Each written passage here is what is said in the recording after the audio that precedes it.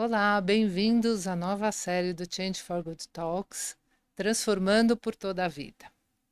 Vocês já se imaginaram com 100 anos? Então, essa nova série é um convite para a gente pensar um pouco sobre essa questão de hoje ser possível viver até 100 anos.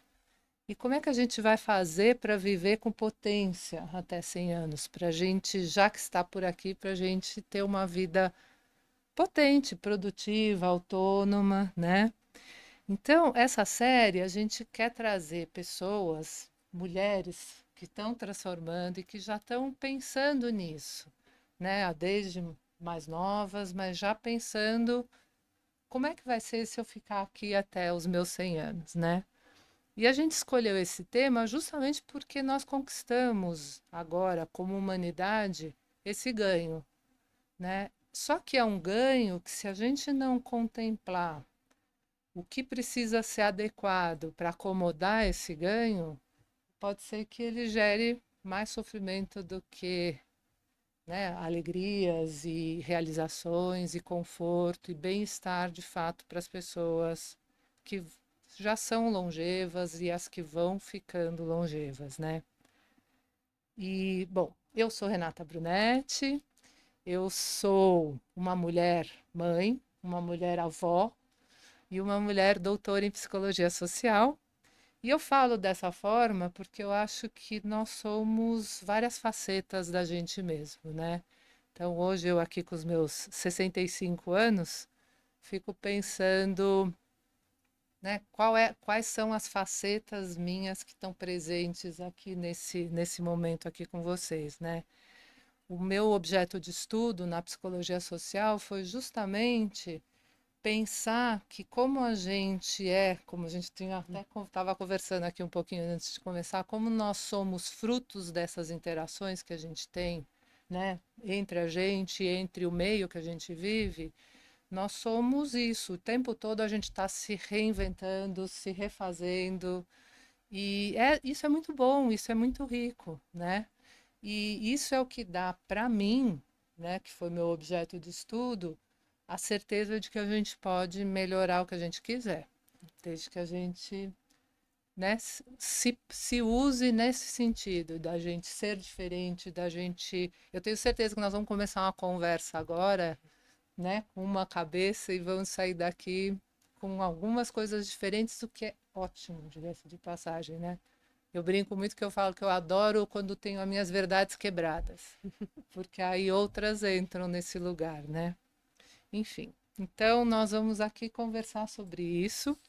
E eu tenho hoje a honra de estar aqui com a minha querida Maria Clara, que é uma amiga de longa data. Maria Clara, ela nesse momento está aqui, né, coordenando na Choca o projeto sobre a nova longevidade, né?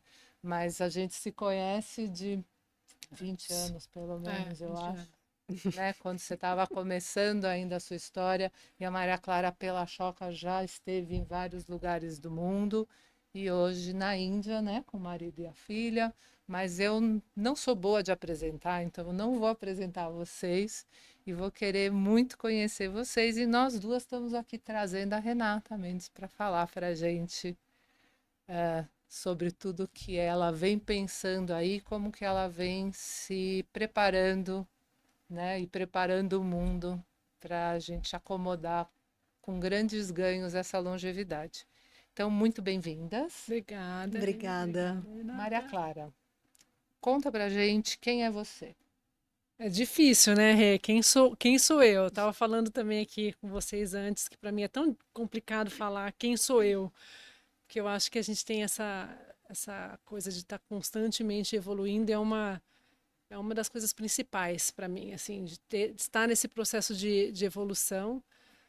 Mas eu acho que quando eu penso assim, eu tenho um amigo meu, Tom, que fala assim, com crachá e sem crachá, né? Com crachá eu tô na Choca, como você falou, há mais de 20 anos, 22 anos, e tive o privilégio, né, de conhecer o Brasil e muitas partes do mundo pelas lentes desses empreendedores sociais. Então, eu vejo que não é só, né, onde eu trabalho, mas eu acho que a minha forma de ver a vida e de ver o mundo tem muito desse olhar, né? Esse olhar positivo deles e de possibilidades, de inovação, de pensar para onde, né, o mundo vai, de muita empatia. Então, acho que eu fui muito transformada por todas essas pessoas que que cruzam, né, a minha vida.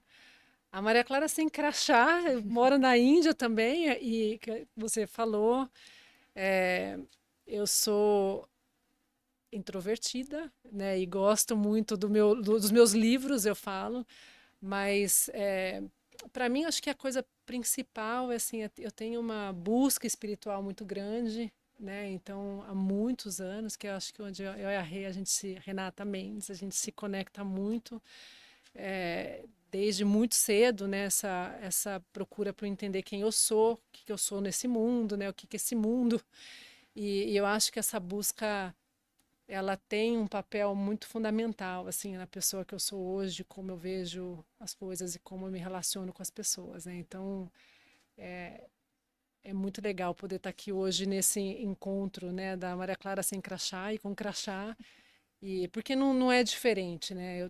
Essa é a outra coisa. A Choca sempre me deixou, criou esse espaço para essas duas pessoas estarem juntas, né? Poder ser quem eu sou nesse espaço de trabalho é muito importante para mim, então é isso. Tá bom, então agora nós vamos receber a Renata Mendes, né? Renata, e você? Quem é a Renata? Conta pra gente. Olha, obrigada pelo convite de estar aqui com vocês duas e te conhecer, Renata, minha xará, e vou saber um pouco mais de você agora. Nessa conversa, eu falo que conversa boa, a gente sabe como vai começar, mas não sabe como vai terminar. É isso Então mesmo. vai muito de encontro do que você falou, a gente sair, né, atravessadas nessa conversa. Quem sou eu? Acho que essa é uma pergunta que eu venho fazendo há muitos anos, acho que desde que eu me conheço por gente. Eu falei que eu nunca saí da fase do porquê da vida. É, E quem eu sou? Eu acho que eu vou pegar na tua linha, Clarinha, de Renata com crachá, Renata sem crachá. A Renata com crachá, eu trabalho com diálogos internos e externos, construção de diálogos internos e externos, com cultura de paz e com transformação social. Então, trabalho com empreendedorismo social há muitos anos. Onde que eu conheci a Clarinha, nossos caminhos se cruzaram. E onde a minha visão assim de trabalho, de contribuição para o mundo é como é que a gente pode criar relações que sejam construtivas, saudáveis e que proporcionem e promovam a vida, né? E em contrapartida disso vem como é que a gente pode olhar para os sistemas de opressão e começar a desconstruir eles. É super fácil esse desafio. É, Então, desafiador. eu falo que sonhar pequeno, sonhar grande dá o mesmo trabalho, então vamos sonhar grande. Exatamente. E Renata Sem Crachá é uma curiosa na vida, uma questionadora, que desde sempre gosta de conhecer o mundo, as pessoas, o mundo das pessoas e, e que está sempre se surpreendendo com como a vida pode ser mágica, assim, e conhecer pessoas, caminhos muito incríveis no mundo. E daí é onde que eu e a Clarinha a gente se conversa profundamente, que é nos nossos questionamentos existenciais, né, da espiritualidade, do autoconhecimento. Então, isso faz parte da minha vida desde que da minha adolescência e pelo visto nunca vai parar. Então, eu sou uma buscadora de conhecer qual que é o fio que conecta todos nós, esse mesmo fio. Muito Então, bom. é isso que me move muito. Rê, minha xará, fala um pouquinho assim, eu fico sempre pensando, eu gosto muito dessa história de que nós somos várias, né? Várias facetas de nós mesmas. Então, conta um pouquinho quem você já foi, né? Como foi a sua, né? O que que você já foi, o que que você deixou de ser, como que foi isso? Porque, sei lá, a gente sabe, né? Nós, a partir dos 30, 40 anos, a gente já tem aí uma bagagem muito grande e muito provavelmente a gente é o que é justamente porque a gente foi o que foi, né? Sim. Então, tinha curiosidade de saber um pouquinho ali mais sobre isso. Vamos lá, quem eu fui? Tem muitas Renatas que viveram nessa vida aqui. Bom, meu nome é Renata, os nossos nomes é Renata, e só esse nome por si só significa renascer. Nossa. Então Ah, não sabia. É. tem muitos renascimentos aqui dentro dessa minha existência, nesse corpo, como uma mulher branca, de classe média, paulistana, que está começando a ter os cabelos brancos aparecendo aos 42 anos de idade. E eu já fui muitas pessoas, né? Então, eu tive uma adolescência meio rebelde sem causa, eh, uma buscadora de começar a entender, questionar quem sou eu, o que que eu vim fazer aqui, para que que serve a vida a partir dos meus 15 anos. E uma mochileira com 18 anos. E depois eu fui fazer uma faculdade de administração de empresas. Uma loucura, que me serviu muito, mas uma loucura para os meus conceitos do que eu queria na minha vida naquela época. E, e depois eu trabalhei no mercado financeiro. É, Uau. não, essa não é a parte mais interessante. É. Depois do mercado financeiro, eu fui trabalhar na parte de marketing de agrobusiness.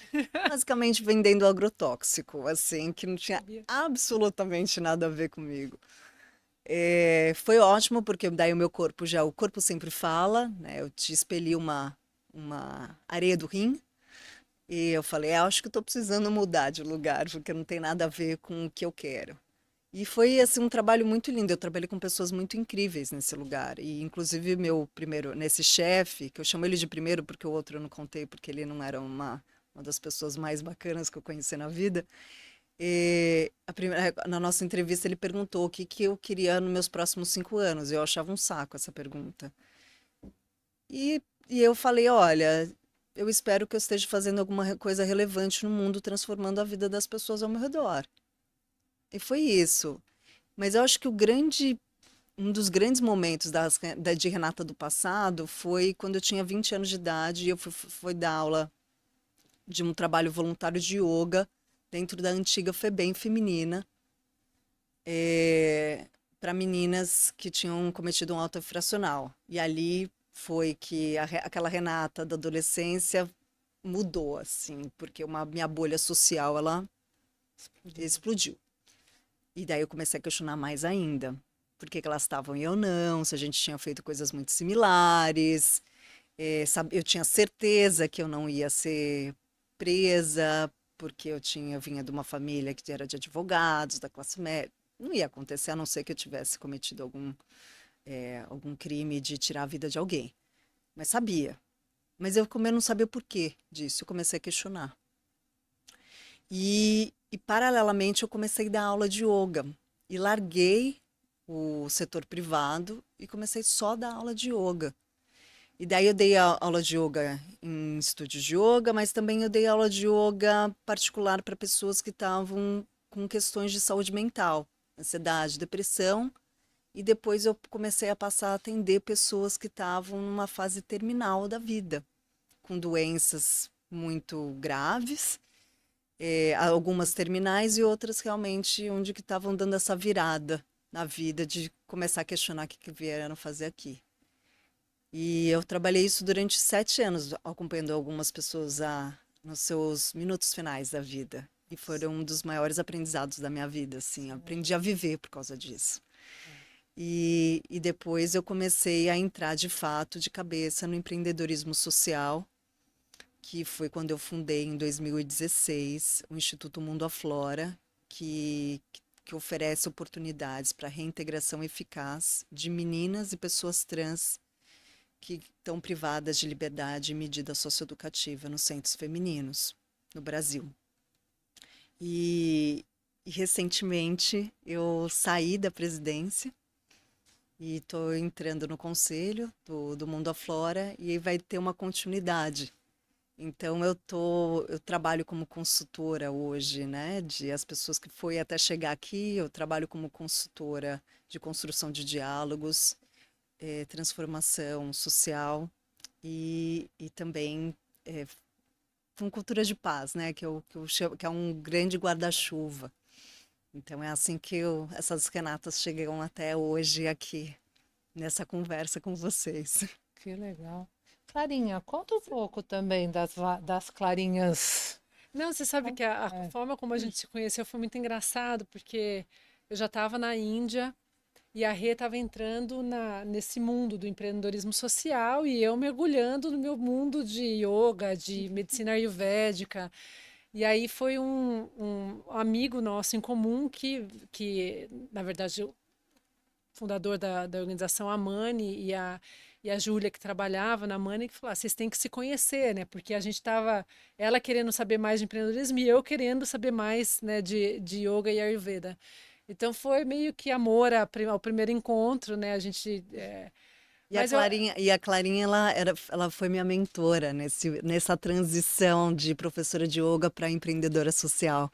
Então eu queria deixar registrado porque realmente ela foi uma mulher que me inspirou e segurou minha mão e a gente caminha junto até hoje. Muito bom. mas eu acho que tem. Eu falo isso porque é muito interessante, né, a coisa da transformação, né? Eu cresci em Bauru, eu nasci em Minas, mas eu cresci em Bauru, também vim para São Paulo para fazer a faculdade de administração.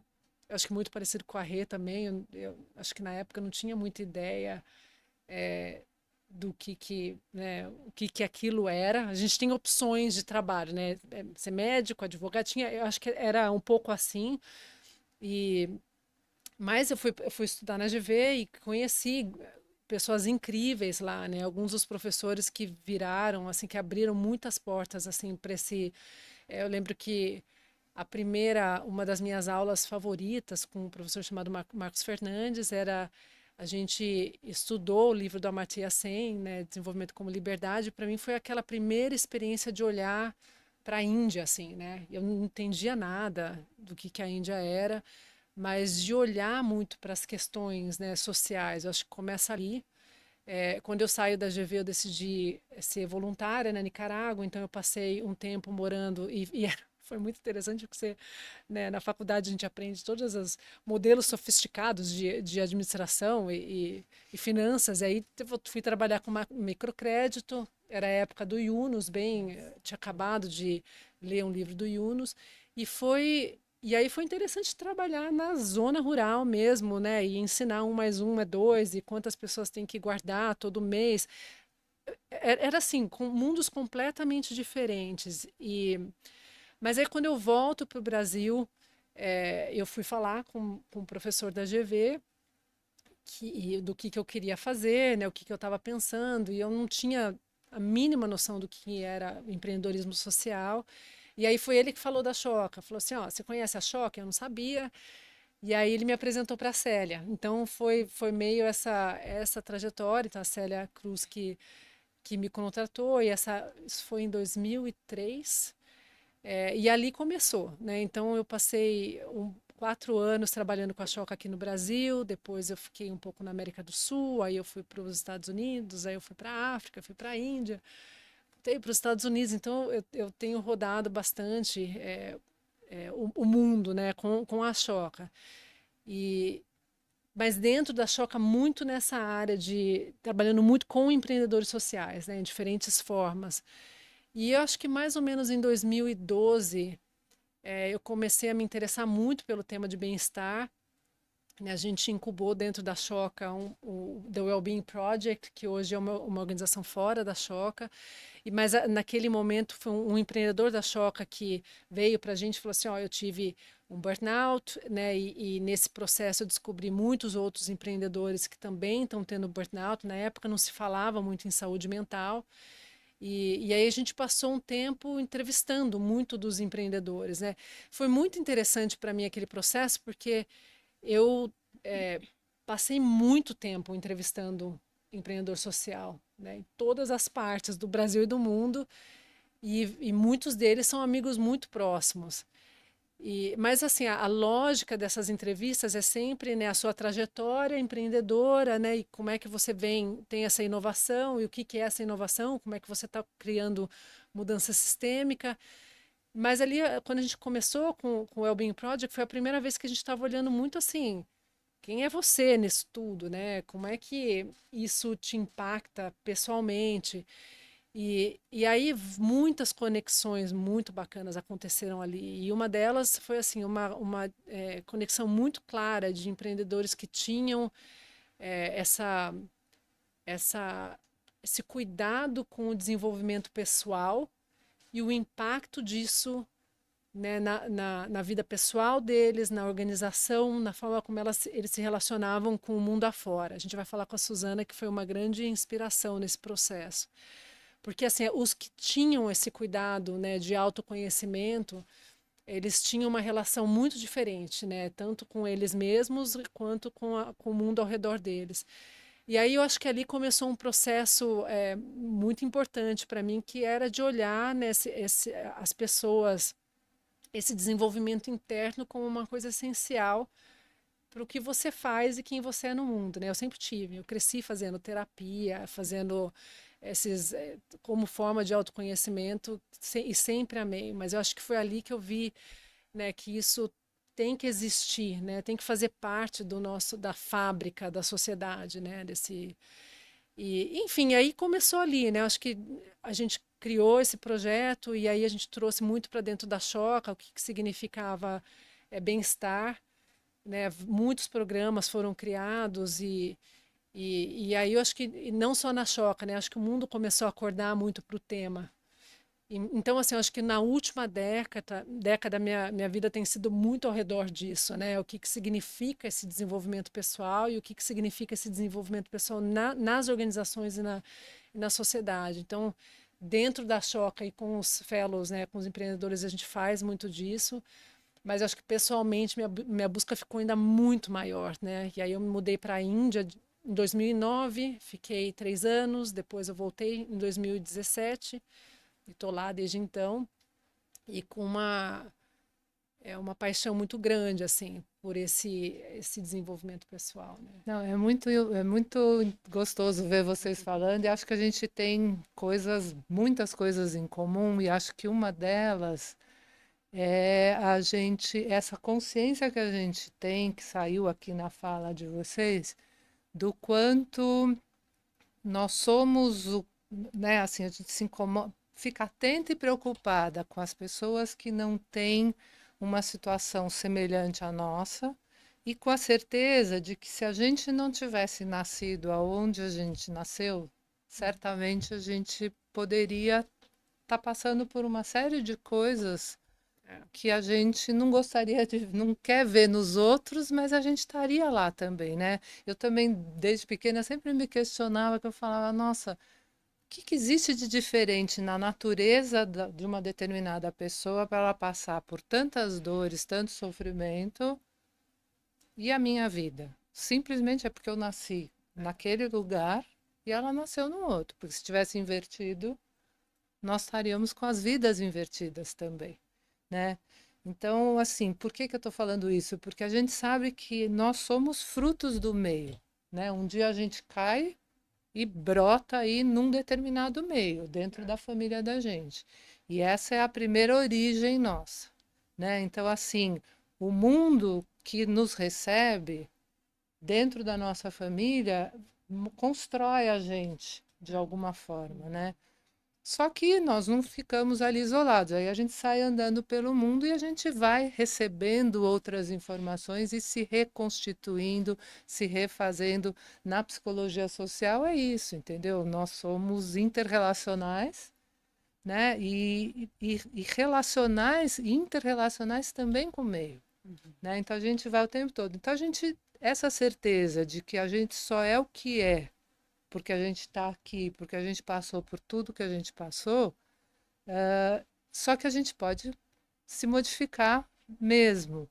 quando vocês trazem, vamos dizer, o olhar profissional de vocês hoje pela saúde emocional mesmo, né, existencial das pessoas, eu entendo isso, eu costumo, sei lá, olhar um pouquinho para isso como um certo adoecer que o meio tem provocado na gente, esse meio que nós mesmos que construímos, né, nossos antepassados que seja, mas foi construído, quer dizer, o mundo foi se organizando de uma forma inicialmente para oferecer mais conforto, mais segurança, tirar a gente um pouco da vulnerabilidade do, né, que o meio ambiente puro e simples trazia, né?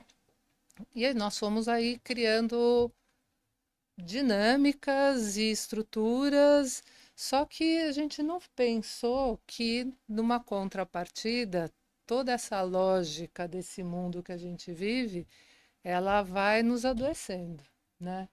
Então, imagina, a primeira fala nossa aqui hoje foi, né, tipo, quando vocês brincaram com a história do crachá, né? Com crachá e sem crachá. Já é louco a gente pensar que a gente tem que se dividir com e sem crachá, né? É. Eu me lembro que no nosso setor social tinha uma coisa que me marcou muito, foi de algum dos empreendedores na época, isso de 20 anos atrás, ter um cartão de visita com duas facetas. E a pessoa se apresentava, o meu lado missionário e o meu lado mercenário. Uau. Aí eu falava assim, meu Deus, isso não deve fazer bem. Né? A longo prazo isso não vai fazer bem. Mas era assim que a gente estava posto no mundo, para ser dessa forma. Eu acho que até a pandemia a gente acreditava mesmo que o nosso lado, o nosso crachá pessoal não podia ir para o trabalho, É.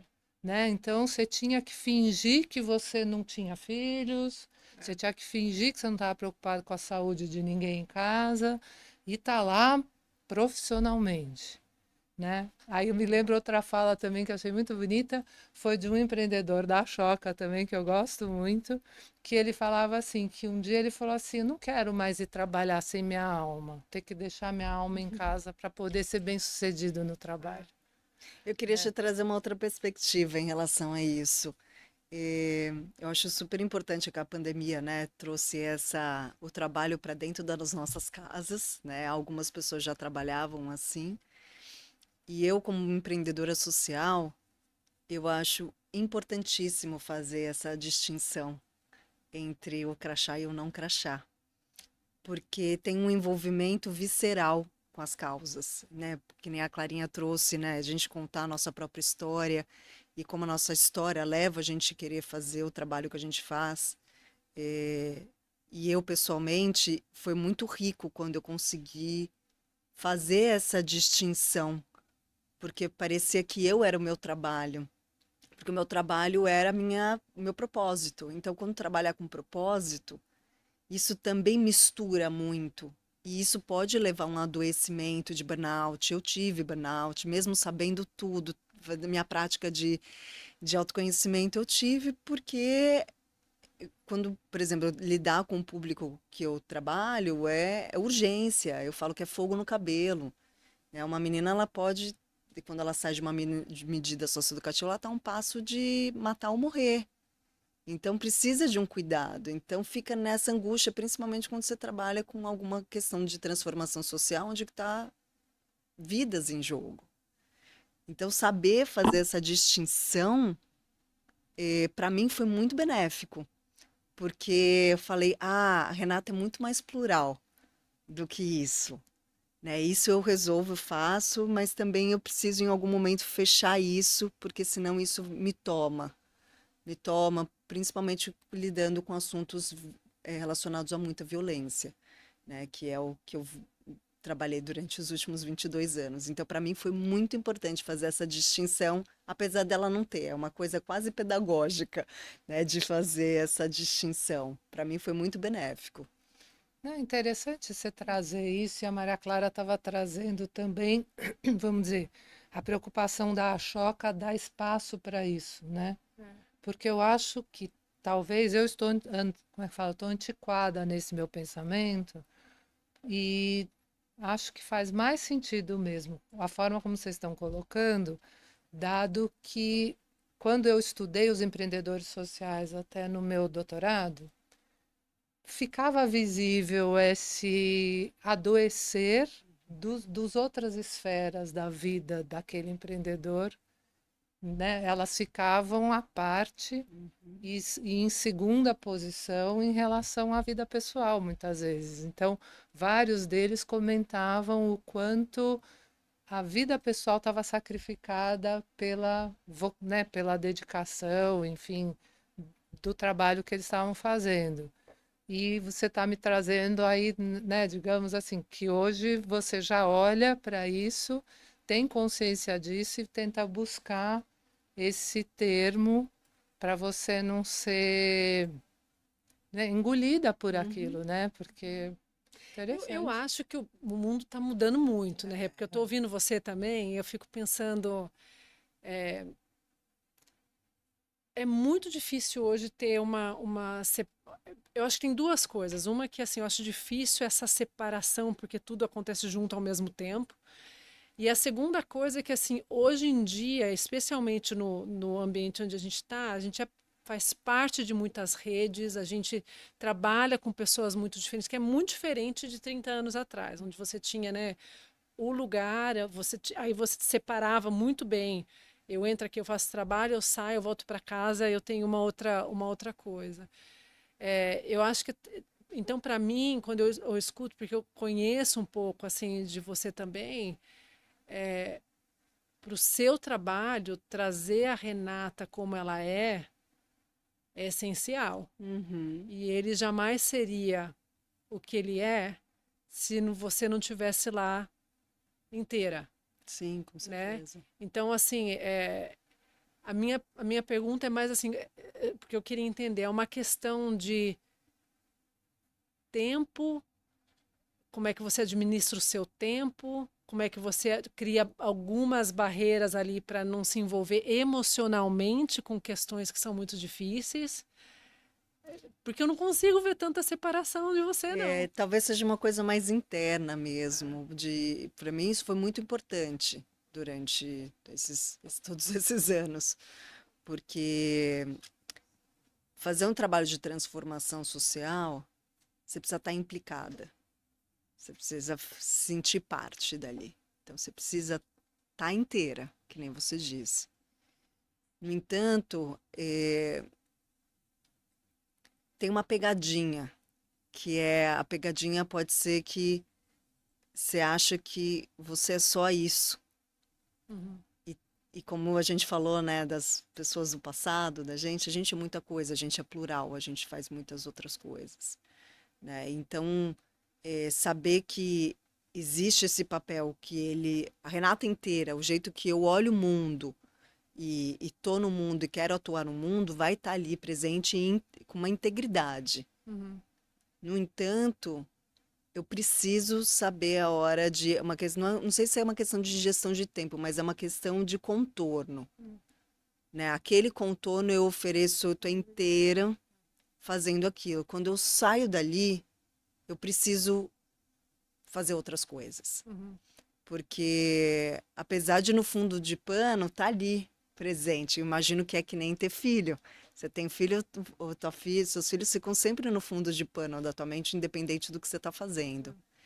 Mas saber fazer outras coisas, e quando, por exemplo, eu estou de férias, eu estou fazendo um tratamento de Ayurveda na Índia por 21 dias, que eu consiga estar ali presente sem estar pensando em histórias, soluções de coisas que estão acontecendo e eu não estou ali presente. Então, não sei se é um pouco uhum, gestão de tempo, mas eu acho que um pouco de contorno. Saber que quando eu estou dentro, atuando, eu tô inteira, tenho uma integridade ali, onde que eu tô implicada fazendo tudo, mas quando eu saio, eu preciso viver outras coisas também para conseguir me nutrir e trazer outro repertório para lá para dentro.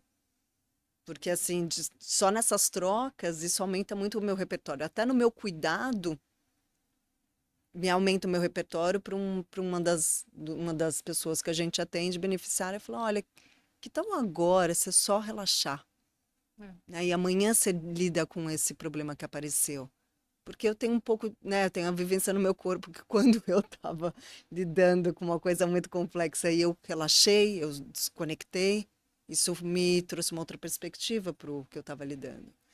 Então, é Hum. um pouco nisso que eu estava A falando. Renata teve um Covid super sério, É, muito sério.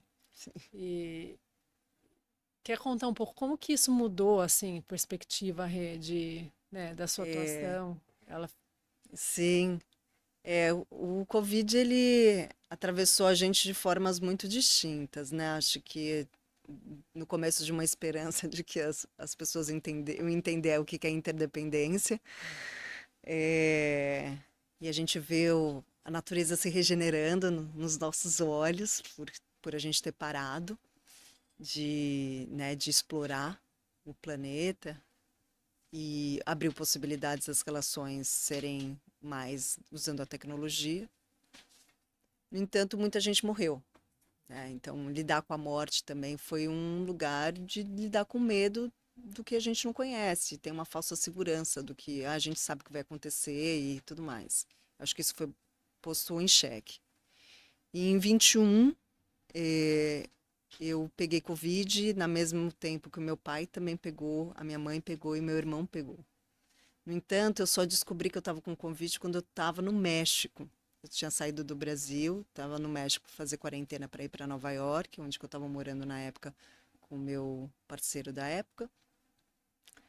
E foi aquela sentença de morte, né? E eu fiquei um mês no México, meu pai veio a falecer de Covid e eu voltei com muitas sequelas. Eu achei que eu ia morrer ali naquele momento, minha bexiga parou de funcionar, enfim, muitos detalhes. Mas isso fez eu reavaliar muito o que eu quero, o que eu estou fazendo aqui. Como é que eu quero usar os minutos que me restam, que eu não sei quando que vão ser, quando eles vão terminar. E isso foi uma das grandes viradas, isso tem quase 4 anos. Isso foi um dos grandes viradas que eu tive na minha vida de perguntar o que eu quero da minha vida. É sobre a vida aqui. Agora, uma vez que eu cheguei bem, eu nunca tinha chegado tão perto dessa experiência de achar que eu ia morrer. E, e de ter um zelo, uma preciosidade em relação a cada instante da vida, que me fez mudar um pouco da forma da abordagem que eu quero estar no mundo também. Então, tem os últimos 22 anos eu dediquei a minha vida ao combate de violência, então ao combate da morte. E isso me fez querer pensar que eu quero trabalhar na promoção da vida agora. O tempo que nos resta. Porque a gente está numa crise climática muito aguda e tem muita insegurança em relação a isso das próximas gerações. E eu me veio muito forte. Eu falei, tá, a gente não sabe quanto tempo nos resta. O que a gente quer fazer a partir disso? O que eu quero fazer a partir disso? E por isso que eu venho trabalhando nesses últimos anos, né, de fazer essa transição do mundo à flora e me posicionando nesse lugar de promoção da cultura de paz, que é a promoção da cultura da vida.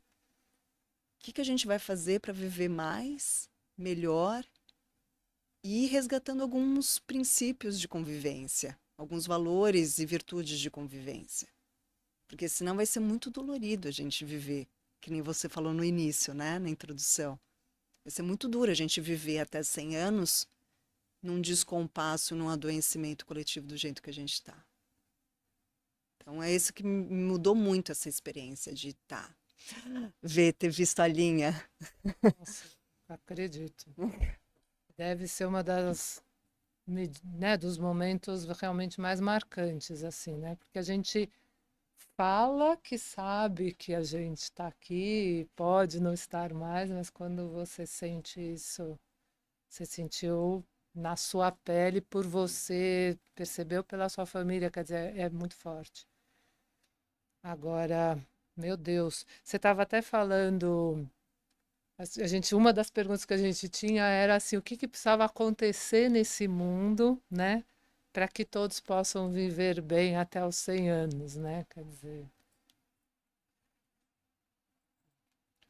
Você, eu falei, nossa, e agora? O que será que precisamos? Várias respostas aí, né? O que você acha, Clarinha? O que que eu acho? Né? A gente tá perguntando você. O que que você acha? Né? Gente, eu tenho mais pergunta do que resposta. É, olha, eu acho que dentro da minha trajetória até agora, de todas as complexidades, os problemas sociais são problemas complexos, né? Então eu gosto muito quando você traz, Renata, essa questão do individual, a gente olhar para as nossas relações e a gente olhar para o nosso contorno. É assim que eu olho a vida. Então não existe, não tem nada que seja isolado. O que é isolado, ele não fica vivo. Então, as nossas relações, do mesmo jeito que a gente é impactado negativamente pelas coisas que estão acontecendo, a gente também tem uma potência de impactar positivamente para mudar. Por causa dessa rede, essa malha, esse que tece tudo, né? Esse um fio que tece a vida e sustenta tudo. Então eu gosto de pensar nisso, né? O que que a gente precisa fazer? Tem muita coisa para ser feita. E a gente pode congelar quando a gente pensa no tamanho da complexidade das coisas que a gente precisa fazer para mudar o eixo do lugar onde que a gente está como sociedade no mundo, e não é só no Brasil. E tem as questões locais também, que a gente tem que olhar as coisas globais, mas a gente tem que olhar as questões locais e individuais. E isso não pode deixar de passar desapercebido quando a gente vai pensar em qualquer proposta. E para mim, eu parto do diálogo, da escuta. Então, o que que a gente faz aqui? A gente se escutando, uma escuta profunda, né? Um espaço de diálogo, de segurança para falar, ter conversas importantes. A gente precisa falar sobre coisa importante. Não adianta a gente ter milhares de informações, ter acesso, muita coisa, e ser com coisas que não são importantes. A gente precisa falar sobre coisas importantes e ter coragem de falar sobre temas que são tabus. A gente tem muito tema que é tabu, né? A morte ela é um deles, dinheiro é outro, porque a forma de se relacionar não é sobre o capitalismo, é sobre dinheiro, né? As desigualdades que a gente vive, a sexualidade é outro, porque são macro temas que atravessam a gente o tempo todo. A gente precisa conversar sobre isso num lugar de segurança e coragem.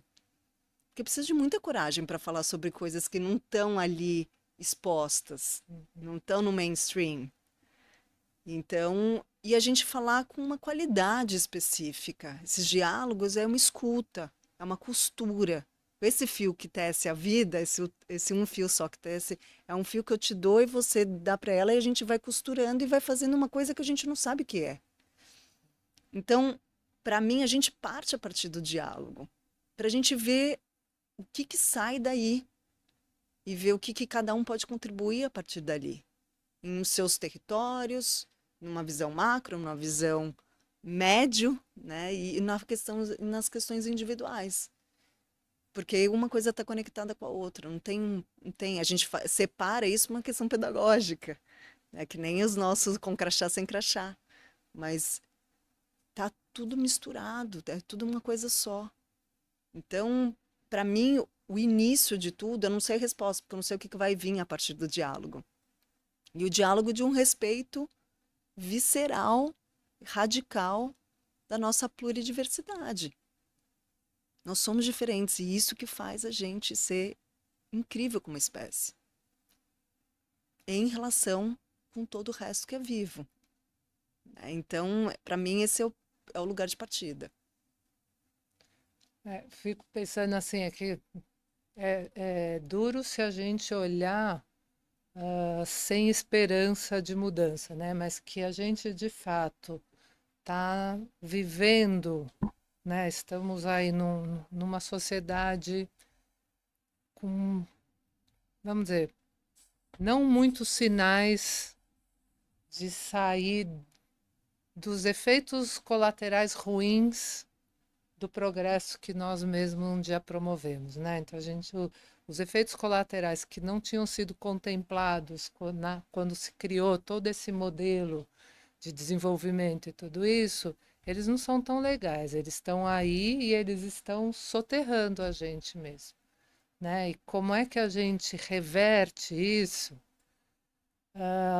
É, como você tinha falado, eu acho que você se congela até, porque a quantidade de coisas que precisam mudar e mudar dentro de cada um de nós, até de valores mesmo, né? Do que a gente vai considerar importante. A gente está numa sociedade que vendeu que o importante era sair produzindo e sair, né, sair consumindo, sair produzindo e sair acumulando. E foi assim que vendeu. Então as pessoas assim se deformaram na vida para entrar nessa vibe de produzir, consumir, acumular, produzir, consumir. E a gente enxerga um adoecimento coletivo mesmo. Assim, uma vez até meu terapeuta mesmo que falou, ele falou, olha, o que a gente pode fazer, que eu acho que é muito da sua proposta, é se preservar. Assim, a gente está num meio adoecido. Se a gente se preservar saudável e sair andando, a gente vai emanando alguma coisa diferente. É só assim, não ficar tão impermeável de adoecer junto, né? Se a gente conseguir não adoecer junto com esse meio que está Doente. já é um começo, porque para mudar tudo isso, Eu acho que tem a forma que eu vejo, assim, é nos últimos anos, 1000 anos, né? Porque eu falo, quando você começa a ter noção de tempo nessa humanidade, é pouco, né? Mas eu acho que nos últimos anos tem uma cultura de desconectar o indivíduo do todo que é muito ruim, né? Tudo que foi desenhado, e na questão da longevidade é o que a gente vê muito até nos últimos anos, né? Você segrega o jovem dos pais, do idoso, aí tudo é separado. Quem trabalha aqui, quem Os trabalha lá. especialistas do corpo, né? A medicina, a educação, é tudo nos bloquinhos, assim. E eu acho que essa separação, ela impactou muito a forma como a gente vive e energeticamente como a gente se percebe com relação ao outro, né? Você não se vê como parte do todo, da natureza, então acho que tem que ter um exercício de voltar para esse todo, né? Que a filosofia, acho que oriental, ela olha muito para isso também, né? Isso aqui a gente é parte disso aqui, a natureza está na gente, somos natureza. exato. Mas eu vejo isso muito com o outro também, a minha relação com o outro. Então, o mundo ele vai seguir, né? Quando eu penso assim, em mudança, eu sempre falo, né? Eu acho que a evolução vai continuar, as coisas vão mudar. Eu não acho que a gente consegue parar muita coisa, né? Eu acho que tem um processo ali que as coisas vão acontecendo, está acontecendo há milhares de anos. Mas eu acho que tem um lugar de pode acontecer de uma forma bonita, ela pode evoluir para coisas melhores, né? E a gente pode estar junto nesse processo. E aí eu acho que é nesse lugar que eu vejo muito onde eu quero estar, onde eu vejo as pessoas ao meu redor querendo fazer parte dessa construção positiva, né, de para onde a gente vai junto, né? Mas o que eu sinto mais é essa falta de conexão com você mesmo e falta de conexão com tudo que está ao redor, né? Então, como é que a gente cria essas conexões? Tem que ter. Eu acho que esse que é o ponto, né? E que você está trazendo, né? É um desespero de a gente estar num lugar e onde que entra a esperança nisso, né? A esperança tem um livro maravilhoso daquele filósofo coreano que escreveu O Espírito da Esperança. É um livro recente dele. E ele fala que um consumista não consegue ter esperança. E a esperança, ela está muito vinculada aos sonhos de unos que a gente tem. E são os sonhos que colocam a gente para agir. E eu estou muito nesse assunto porque eu estou, obviamente, terminando de escrever uma tese de mestrado sobre as imaginações, como é que a gente pode imaginar outras formas. Então, eu acho que imaginação é muito importante. A imaginação do que nunca foi vivido, né? O que está por vir. A gente gestar a vida que a gente não conhece, o que vai vir. Então, isso é muito importante. A gente ter uma criatividade para a gente imaginar futuros que a gente quer. E aprender com o que já aconteceu e com valores que também já vieram, que são bons. A gente não chegou aqui, não é tudo ruim. A dualidade acha que é bom ou ruim as coisas. Mas a vida é complexa, ela é para além da dualidade. Então, como é que a gente incorpora? A gente olha com um olhar crítico. Como é que a gente chegou até aqui? O que foi bom e o que não foi? E como a gente consegue imaginar e repensar futuros sem achar que a desesperança ou a falta de esperança, ela vem quando a gente acha que as coisas elas já estão dadas. Então o futuro vai se repetir, não tem nada que ser feito. Né? O Krenak fala muito, ideias para adiar o fim do mundo. Então a gente tem muitos filósofos e pessoas que pensam com a gente, principalmente no Brasil, que a Choca tem milhares de pessoas que são bolhas que criam eu falo que são bolhas de oxigênio. São pessoas, grupos de pessoas que estão pensando e estão criando outras formas de viver. Existe a norma, que existe uma falsa impressão de hegemonia, que só existe essa forma de viver, mas existem milhares de outras formas de viver que estão acontecendo neste momento. E que a gente não tem contato porque não é o que sai na mídia, não sai na. É que a gente fica com outras ideias. Mas assim, né, o Antônio Bispo ele fala muito, a gente sair do desenvolvimento para o envolvimento. E envolvimento ele pede conexão. E conexão com a gente, conexão com o outro e conexão com tudo que é vivo ao nosso redor. Você falou uma coisa que me faz. Eu sempre comento como eu tive a sorte também de conhecer a Choca há muitos anos atrás. Deve ter uns 30 anos, eu acho que eu conheço a Choca. Eu fico sempre pensando que eu falo assim, esse ambiente, ele preserva a gente do desespero de que as coisas não estão indo bem, né? Então eu falo, tem horas que eu falo assim, não quero nem olhar notícia no jornal, não vou, entendeu? Porque não vai te dar esperança de nada melhorar. Em compensação, conversas como essa, né, com vocês que fazem parte da rede e tudo, é assim, a gente acredita que as coisas podem ser melhor porque a gente assiste e se envolve com pessoas que estão fazendo a diferença, né? Então, sempre eu percebo pela minha roda de vida, né? De pessoas que eu circulo na vida, que talvez eu seja uma das mais otimistas, se não uma das poucas otimistas mesmo. Eu falo, ó, tem outra vertente. Você ficar olhando só para aquele, né, para o que não tá bom, mas graças a Deus a gente sabe que tem muita gente fazendo coisas legais. A conversa vai ficando cada vez mais gostosa, mas a gente realmente precisa ir caminhando aí para o fim. Então, Rei, eu fico pensando assim, você trouxe aqui, compartilhou muito da sua história, a Clarinha também trouxe partes da vida dela, né? Eu fico pensando que a gente podia inverter aqui um pouco, em vez de dar respostas para quem está nos ouvindo, né? Que pergunta que a gente tem que levar para casa que nos acorde mesmo e nos provoque a ir nessa direção que o teu trabalho propõe, que é realmente muito bonito e inspirador. Perguntas para deixar. Eu falo que conversa boa a gente não termina, a gente a gente interrompe. A gente está indo nessa direção. Para mim, são perguntas que eu faço para mim, né? Então, eu começo do micro, né? Então, como é que eu posso deixar o meu dia da melhor forma possível? O que eu penso, o que eu falo e como eu ajo.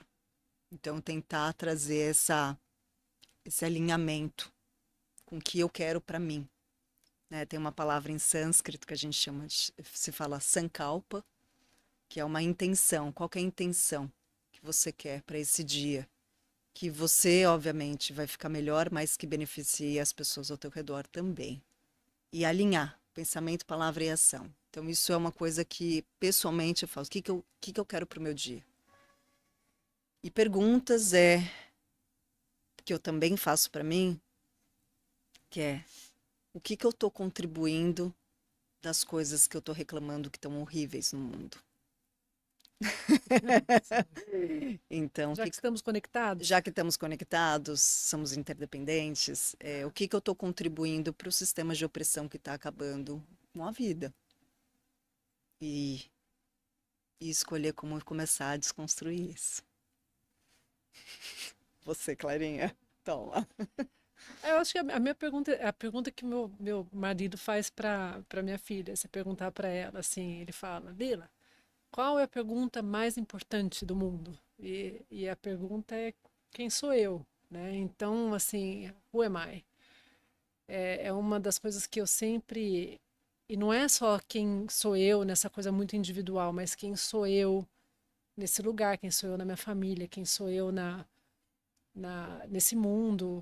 Eu tive uma experiência muito interessante, que assim, o fundador da Choca, ele fala muito the right to give, né? O direito de dar, né? De doar é a coisa mais importante, que é o que une empreendedores, né? Você fazer alguma coisa, fazer coisas para o outro, né? Entregar, fazer coisas, e pode ser qualquer coisa, como voluntário, como empreendedor, como recurso, o que for.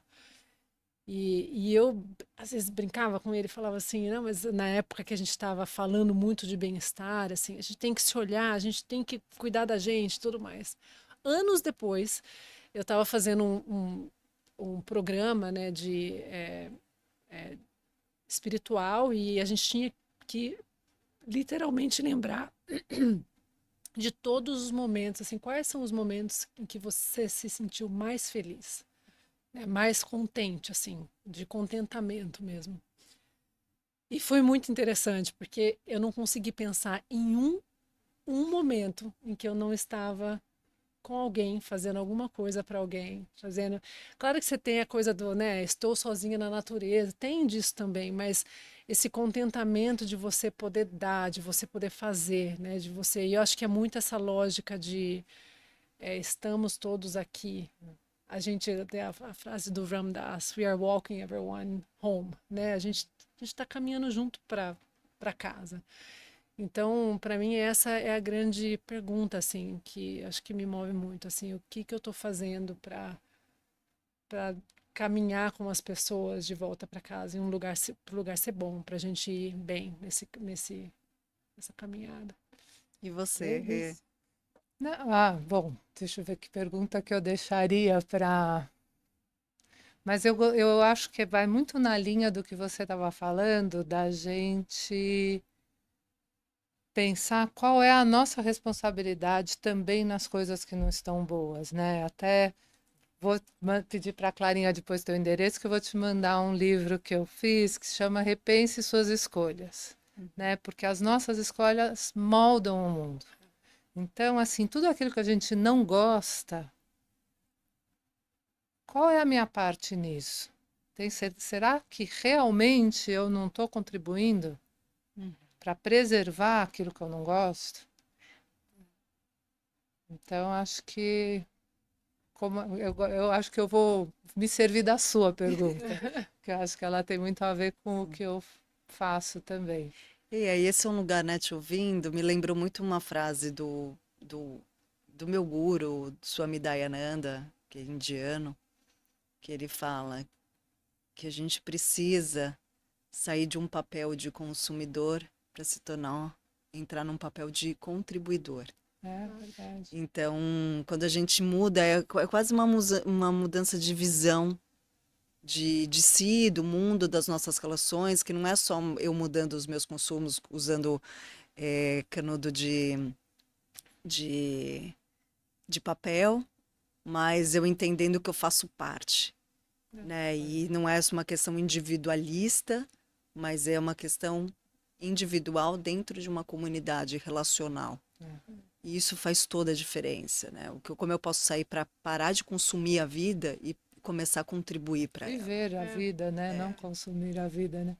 A gente realmente trocou um pouco de papel, né? E acho que na linha do que você estava falando, Clarinha, também eu acho que para mim também, eu acho que os momentos que mais marcam são aqueles que de fato a gente está interagindo inteiro mesmo, né? Assim, nós somos mesmo interrelacionais, quer dizer, se a gente não tiver em relações profundas, a gente não se significa, né? Não acontece, né? A gente acontece nessas. E olha, foi uma delícia esse acontecimento aqui com vocês, foi ótimo. Se pudesse, a gente continuava mais, mas temos que ir terminando. Rê, super obrigado, foi um prazer te conhecer. Clarinha, muito obrigada, né? Você está aqui no Brasil já é uma delícia e traz de presente uma Delícia. Renata tão Presente. inspiradora para conversar com a gente. Super obrigada, viu? Agradeço, Rê, pelo convite, pela troca, pela conversa, pelas perguntas, pelo espaço. E Clarinha, obrigada pelo convite também. E de estar aqui conversando com vocês e aprendendo com vocês. Acho que é sobre isso. Trocas ótimas, né? Sim, muito obrigada. Obrigada.